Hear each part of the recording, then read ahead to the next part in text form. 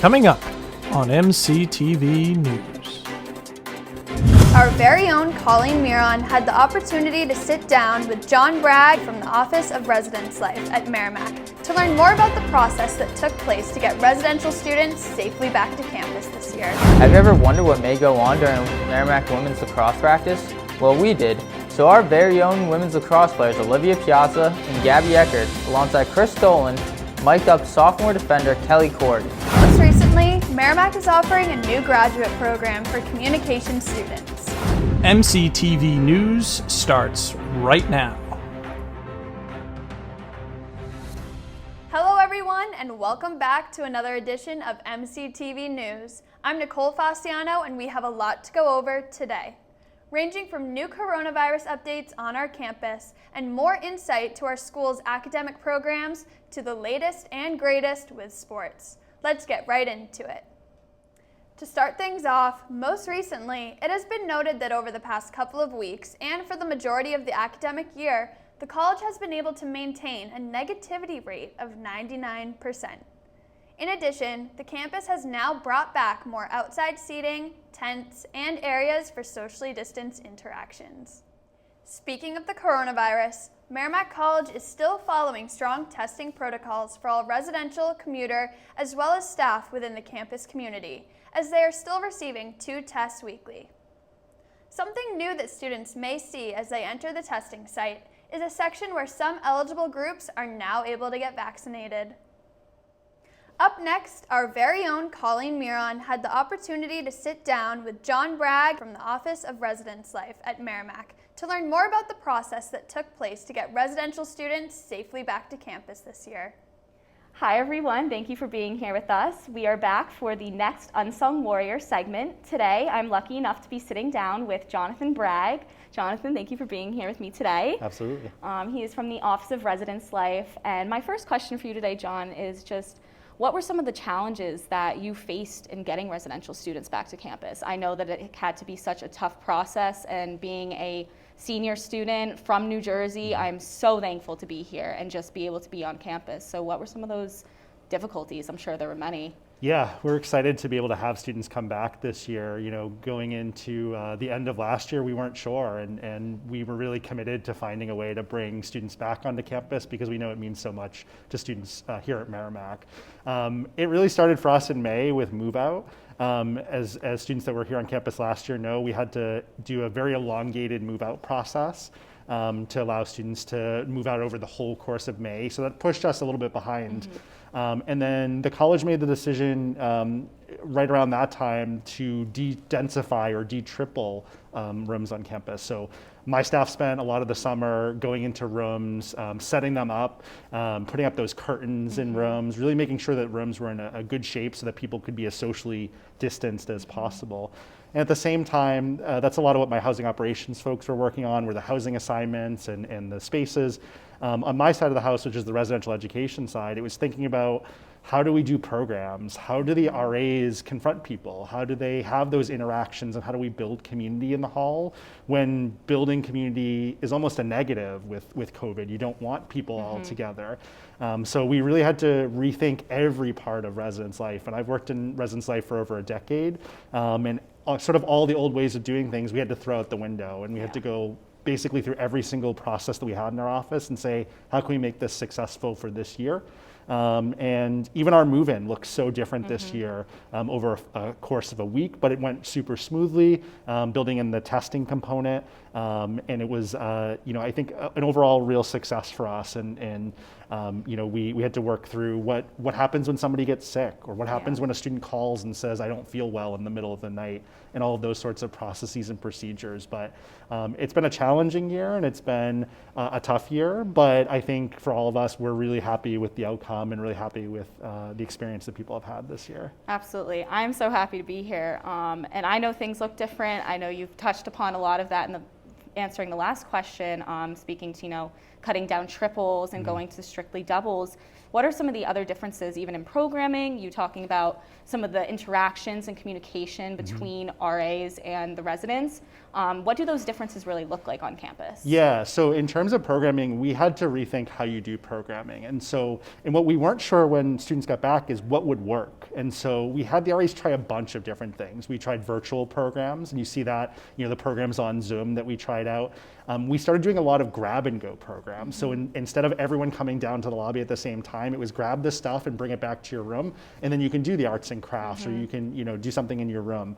And we also had to look at how do we do some socially distanced stuff outside or in spaces that are larger on campus. So it was really rethinking every type of program that we normally ran, and how do you make that safe and how do you make that accessible while still giving students stuff to do. In terms of the RAs, I think what we had to really change was it's a lot more one-on-one interaction now. And so you probably see any of our resident students know this year, the RAs are checking in a lot more with students this year. And part of that's because students feel more isolated now. They don't see people as much. They're spending more time in their room. And so going into the spring semester, we heard that feedback, and we have our RAs each month now doing a check-in with students, asking them some questions about how things are going, things they'd like to see. And we've been developing some new programming initiatives. So we just started a book club with some students that had said that they were interested in that. It's stuff that people might not go to, for programs that a lot of students like bingo, a lot of students like the trivia and stuff like that we do. But we found this subsect of students who weren't really connecting with that, and we're looking to do something different. So we've been launching a bunch of new programming initiatives this semester to try to connect with students who said, I'd really like to be part of a book club and read a book. And that's something that we just started this month. That's awesome. It's awesome to hear all the new initiatives taking place and the new programming. Thinking about next year, I don't want to get too ahead of ourselves here, of course. I'm sure so much is up in the air, but what can we expect for next year, especially from a residential standpoint? Yeah, we hope to be close to normal again for next year. And folks have seen the communication that came out from the college that we expect to be in person again next year. And so we're excited. The housing deposits have been coming in for upper class students as well as those deposits for new students. And we know a lot of students want to be back here on campus next year. So we're going to aim to have it be as close to normal as we can. But the college has always been very data driven and really watching what's going on. So a lot of it's going to depend on where cases are at, which we hope, especially as the vaccinations roll out over the summer, that we'll be in a really good place to do all that. But for all intents and purposes, we're hoping for a very return to normalcy next year. And there may be tweaks, there may be small changes as we take precautions. But I feel really confident that next year is going to look more similar to years past. And I think students will be really excited to be here on campus. I think so for sure too. And I'm so happy that we even got to be here this year. I'm really excited. I wish I was going to be, my senior year is going to be next year. It's sad to leave, but I'm really excited for the rest of the students, and I hope that they do get somewhat of a normal year. But thank you so much for being with me today, and stay safe, Warriors. To look further into some of the majors and minors that Merrimack has to offer, Gabby Heroux explored the communication and media and nursing programs to give insight as to what class requirements, career paths, and expectations may be like. Let's take a look. What's up, Warriors? My name is Gabby Heroux, and I am here with Nicole Fasciano to talk about her major.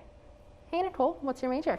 Oh, well, I currently have a major in communication and media, and I also have a double minor in journalism and digital media production.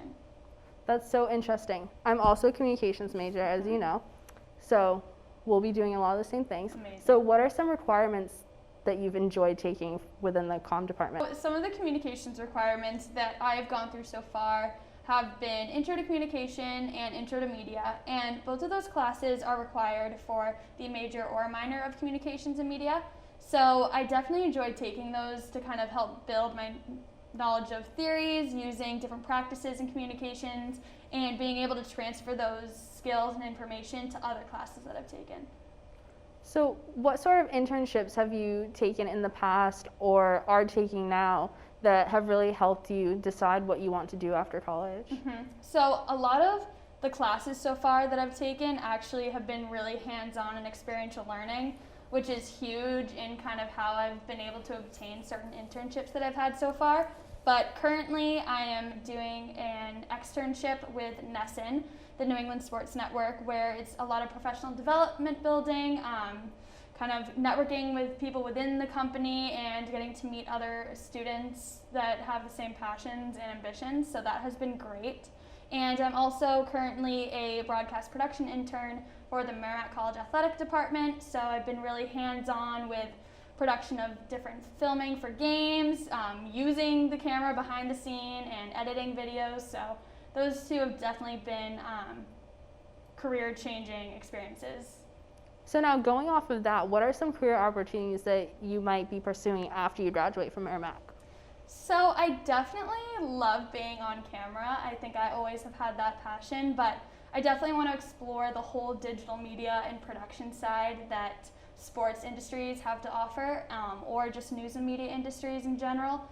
So I definitely think I'm exploring paths within the sports and entertainment media industry with production, producing hype videos, campaigns, marketing in a way, and also looking into local news reporting just for WHCH, WCVB, smaller local channels. So kind of just navigating that pathway right now and seeing which one is going to be the best fit. That really sounds awesome. And so to end things off, what's some advice that you would give to someone who's either looking to pursue an education in communications or who might want to change their major? I think the biggest piece of advice I would give someone wanting to just get the ball rolling, like you said, with either entering the major or starting something within this industry is get involved. If you're a freshman or a sophomore or even a junior or senior, it doesn't matter at this point. I think getting involved in clubs and organizations on campus that can help you develop reels, a portfolio, writing samples, anything that has to do with different career pathways in this industry, I think it's so important to do hands-on experiential learning. So getting involved, I would say, is the best advice I can give someone. Thank you so much for sitting down with me today, Nicole. It was awesome to hear about your experiences as a Comm student. Of course. Thank you so much for having me. Of course. What's up, Warriors? I'm Gabby Heroux, and I'm sitting down with Anna Cashin today to talk about her major. Hi, Anna. How are you? I'm good. How are you? I'm great, thanks. So what is your major? I am a nursing major. That's awesome. So what sort of requirements have you taken so far that you've enjoyed? So there have been 4 nursing classes so far that I've taken. The first one was a first-year experience class about communication, and then there was anatomy, physiology 1 and 2, and then introduction to professional nursing, which is the first kind of real nursing class where you start the nursing content. So what other classes have you taken so far that have helped you in your nursing studies? I would say that probably the class that's helped me the most is the first year writing class that all the freshmen take, because our first nursing class, the introduction to professional nursing, is our first writing intensive course.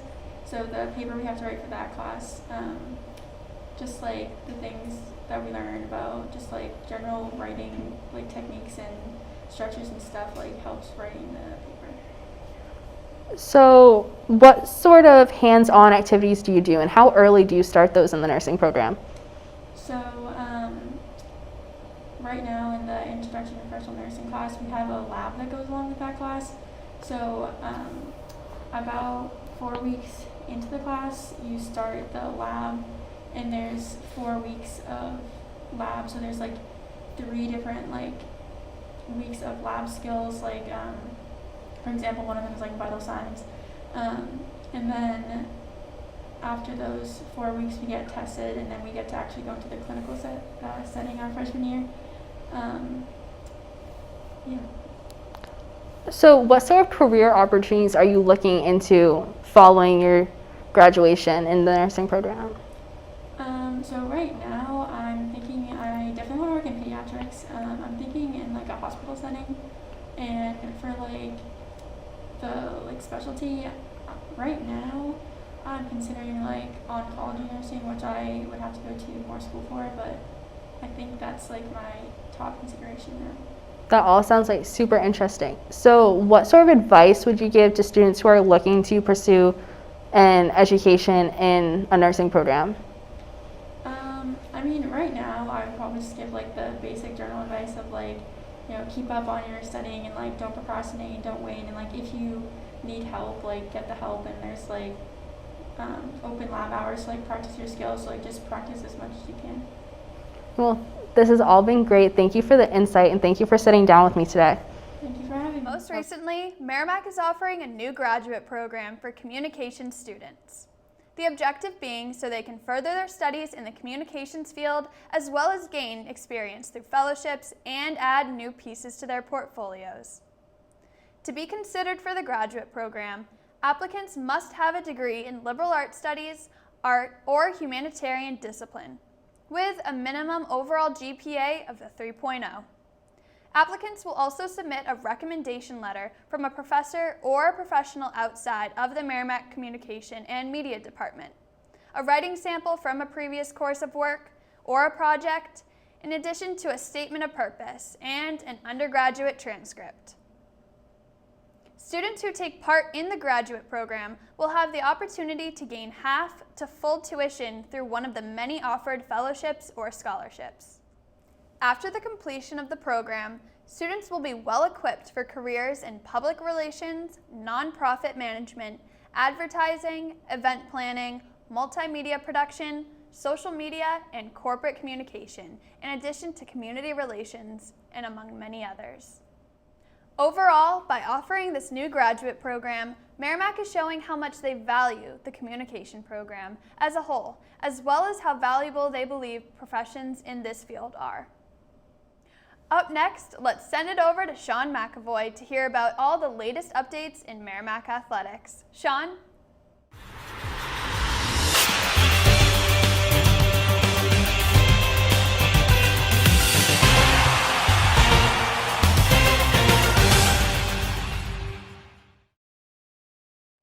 Welcome back, everyone, to this month's installment of MCTV Sports. I'm your anchor, Shaun McAvoy.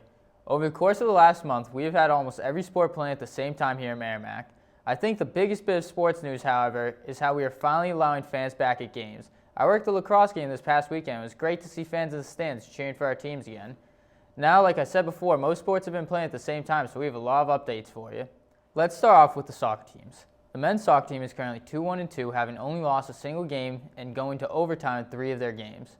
The girls' soccer team is currently over 500, sitting at 4-3. And they just recently broke a 3-win streak against Sacred Heart and are looking to bounce back against the LIU Sharks. Next, let's move on to lacrosse. The men's lacrosse team is 2-4 as of now, and even though their record may not show it, 3 out of their 4 losses have been in very close games within 3 goals, showing that they've been able to compete at the D1 level in almost every game. The women's lacrosse team are currently 1-6 and are going up against the Bryant Bulldogs at home this upcoming Wednesday. Have you ever wondered what may go on during a Merrimack women's lacrosse practice? Well, we did. So our very own women's lacrosse players, Olivia Piazza and Gabby Heroux, alongside Chris Dolan, mic'd up sophomore defender Kelly Corrigan. Let's listen in. I'm so mic'd up right now. Go Merrimack women's lacrosse. We good? Good morning, Royal Crest. Merrimack College, I can't hear you. Oh, I can't see anything. Oh, this way first. Who's my person? What's going on? There's like 84 people in that line. Kitty cat! Oh, that's embarrassing. Take that out. I said take all my heavy breathing out. How are you feeling today, Monkey? I'm feeling good. You know, it's been great weather out here. Ready to play some lacrosse. So ready to play some lacrosse. Take it to a whole nother level. 33. Be up top. I'm behind. I got ball. See, cut up top. Yeah, crash.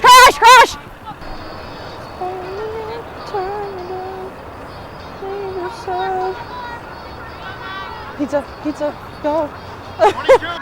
Mike Vizzalo, how do you feel on this fine morning? Where's Chris? My body is decomposing. Thank you. With you.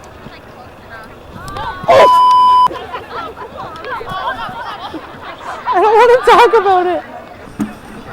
Thank you, Gabby, Olivia, Chris, and especially Kelly Corrigan for showing us exactly what practice is like. Back to more sports. The softball team is 6 of 8 as of now and are currently on a 2-game win streak. They will be playing 4 games later this week against St. Francis University. The baseball team, on the other hand, is 5-10 and playing Sacred Heart 3 times in the following week. The men's and women's tennis teams both have 2 wins apiece as of now, with the men's team having 5 losses and the women's team only having 3. The volleyball team is 0-10 with a few games left in their season, and the field hockey team is 0-4 with a few games left as well. There are a few teams who have not started their seasons yet or are just about to finish theirs. The golf team is about to start their season this upcoming weekend against FDU. Meanwhile, the football team was 0-3 with one upcoming game against Wagner this Friday before it got canceled.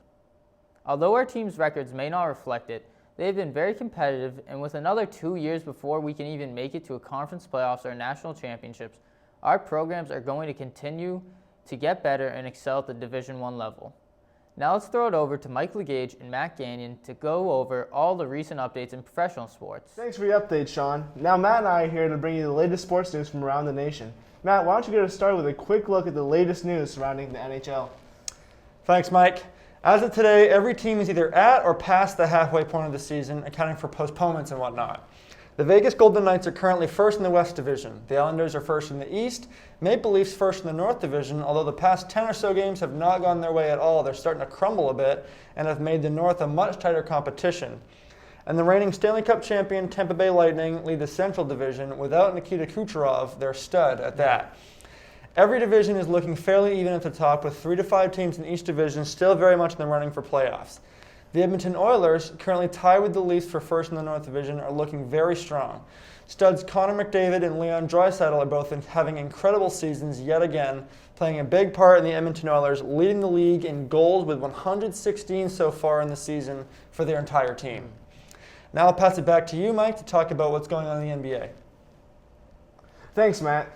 To begin, a lot of key superstars as well as several MVP candidates currently find themselves on the IR. Among these injured stars are LeBron James, Anthony Davis, and Joel Embiid, all of which were in the middle of the MVP conversation prior to going out with injuries.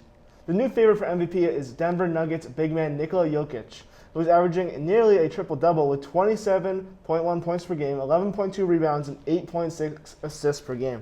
Moving on from the individual side of things to the team side, prior to beating the Toronto Raptors on March 21st, the Houston Rockets had lost 20 straight games, which is tied for the 9th worst losing streak in NBA history. This losing streak comes off the historic James Harden trade, which saw the Rockets trade the former MVP to the Nets for essentially nothing except for some role players and some cap space. I think it's safe to say that the Nets, who are currently sitting at second place in the Eastern Conference, were the big winners of that trade. Now, Matt, let's move on from the NBA and talk about March Madness and what madness it has been this year. That's absolutely right, Mike. This year has been completely nuts so far. Oral Roberts on day 1, beating the second-seeded Ohio State, screwed up millions of brackets, including mine. Also, if somehow you guys don't know that Ohio State is Mike Buckeye Legage's favorite team, so even though they screwed my bracket up, it felt good that they lost, just out of pure spite. Oral Roberts is now in the Sweet 16 as well after beating the 7th-seeded Florida Gators in a tight game, and I'm always one for an underdog, I'll be honest with you. Additionally, another huge upset that screwed up a lot of brackets is North Texas versus Purdue. The 13th seed Mean Green beat the 4th seed Purdue Boilermakers by 9 on the first day of the tournament, just in case a few people still miraculously had perfect brackets. There's plenty more upsets to talk about, however, so I'll let you name a few more. So moving on from that Ohio State upset, that I'm still upset about, obviously. Another major upset includes number 14 Abilene Christian over number 3 Texas, which ruined any chance of me winning in any of my leagues. I had Texas in the national championship game. Hats off to the Wildcats at Abilene Christian, who knocked off a very talented Texas team by a score of 53-52, a team that I might add a lot of people had going far in the tournament, not just me. And this next upset I was very happy about because I was one of the people who predicted it. Loyola Chicago got the best of in-state rival Illinois, beating them 71-58. The Ramblers of Loyola Chicago are looking to repeat their Final Four run from 2018.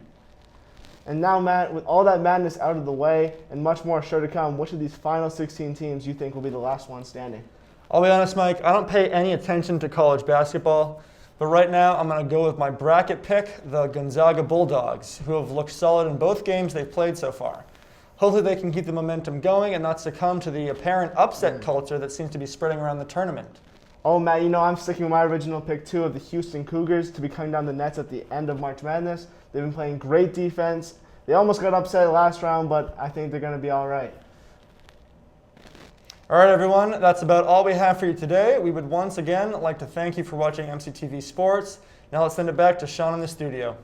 Thanks, Matt and Mike. There you have it, folks. From MCTV Sports, I'm Shaun McAvoy, and now let's send it back to Nicole. Nicole?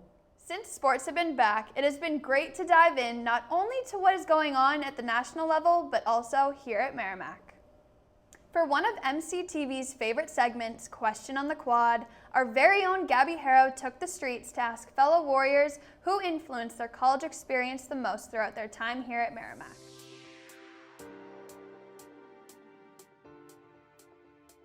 What's up, Warriors? It's Gabby Heroux here for a Question on the Quad. This month we're asking everyone, who was the most influential person they've met at Merrimack so far?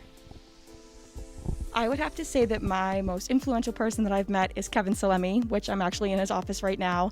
I've known him since freshman year, probably the second week I met him, and he's been a role model and like that cool uncle figure to me ever since I've been here. I would say all of the upperclassmen in my sorority have been really helpful, guiding me through my time at Merrimack from when I was a freshman until now as a sophomore, and they keep helping me through my experience. I would have to say my friend Kara, she graduated a year ago.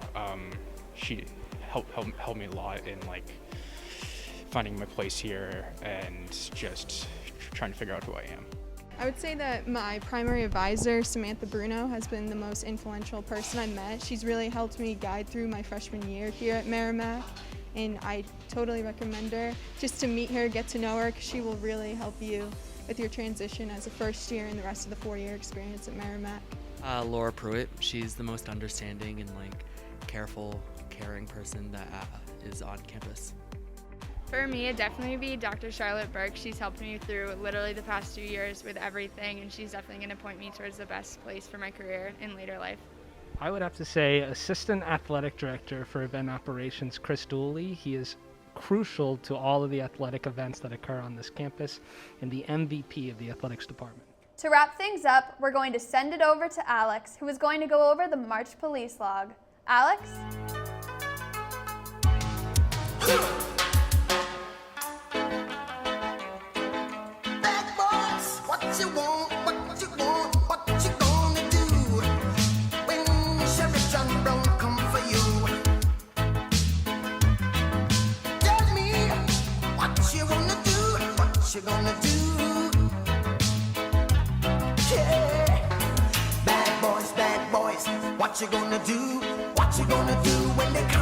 Hi everybody, I'm Alex Conte, and this is the March Police Log. On March 1st, an employee called about children in the library not wearing masks. An officer responded and spoke to the employees there about how guests are not allowed on campus. On March 2nd, a student called to report loud banging sounds coming from the floor above their dorm room. An officer found a large number of students congregating in the hallway. They were told to keep the noise down. And on March 4th, received a call from North Andover Fire Department reporting that they received a call from a student in Ash who reports they have fallen and is bleeding from the face. Ambulance transport to Lawrence General Hospital. On March 5th, a student in security at the SAC gate said a female employee showed a restricted co-verified and was told to contact the task force, but kept walking right into the SAC. False start. On March 5th, an area coordinator called with a request from Mary at Ash tonight for some students that were shaken up by an incident that occurred there last night. Mary in the clutch. On March 10th, a student called MCPD because their roommate appeared to be having an allergic reaction to something. Female resident student signed a medical waiver and refused treatment. On March 11th, officer noted May resident student urinating on the side of the house. Use the toilet, guys. On March 13th, an individual called to report a loud party going on in a residential area. Officers responded and told the students to keep the noise down. The gathering was within permitted occupancy. On March 17th, officers will be asking a crowd at the apartments to lower the music and to spread out the groups. On March 21st, an RA in Ash called requesting an alcohol assessment on student in Ash. Male resident student was transported to Lawrence General Hospital. On March 25th, a male commuter student was identified after parking in another student's assigned spot. Officers found the student in a residential hall. The student became disruptive and uncooperative towards officers, even after being given multiple warnings. The student was arrested for disorderly conduct. And on March 27th, Officers with student who will be trespassing. Alcohol and marijuana were also confiscated. That's it for the March Police Log. I'm Alex Conte. Back to you, Nicole. Thanks, Alex. Well, that's all we have for you today. Thanks for tuning in, and be sure to look out for more MCTV editions to come. I'm Nicole Fasciano, and stay safe, Warriors.